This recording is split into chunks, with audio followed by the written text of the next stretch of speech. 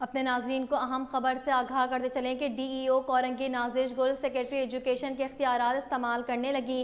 نازش گل خود ساختہ secretary education بن کے ایڈمنسٹریشن کے معاملات بھی دیکھنے لگی۔ اپنے ناظرین کو اہم خبر دے رہے ہیں اور آپ کو بتاتے چلیں، ڈی ای او کورنگی نازش گل سیکرٹری ایجوکیشن کے اختیارات استعمال کرنے لگی۔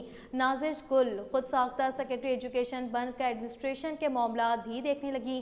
اس حوالے سے مزید تفصیلات جاننے کے لیے ہم نے رابطہ کیا ہے نمائندہ K21 نیوز سید زہیب سے۔ جی زہیب، اپڈیٹ کیجئے گا۔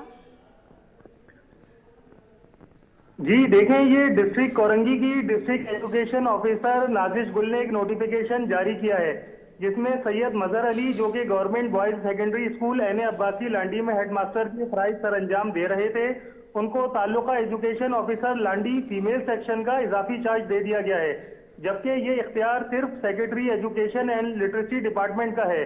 سابقہ ڈی ای او حافظ معین اختر کے بعد نازش گل نے یہ چارج سنبھالا تھا، لیکن ان کے چارج سنبھالنے کے بعد یہ دیکھا گیا کہ ڈسٹرکٹ کے ایجوکیشن ایکٹیویٹیز میں ان کی کوئی دلچسپی بھی دکھائی نہیں دیتی اور وہ اپنی سیٹ کے اختیارات کو بالکل نا تجربہ کاری کے ساتھ چلا رہی ہیں، جس کا ایک ثبوت خود کو سیکرٹری ایجوکیشن سمجھتے ہوئے اس لیٹر کا اجرا بھی ہے۔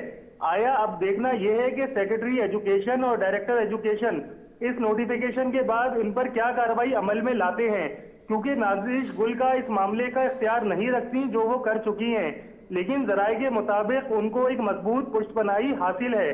جی بہت شکریہ سید زہیب، آپ نے اپڈیٹ کیا۔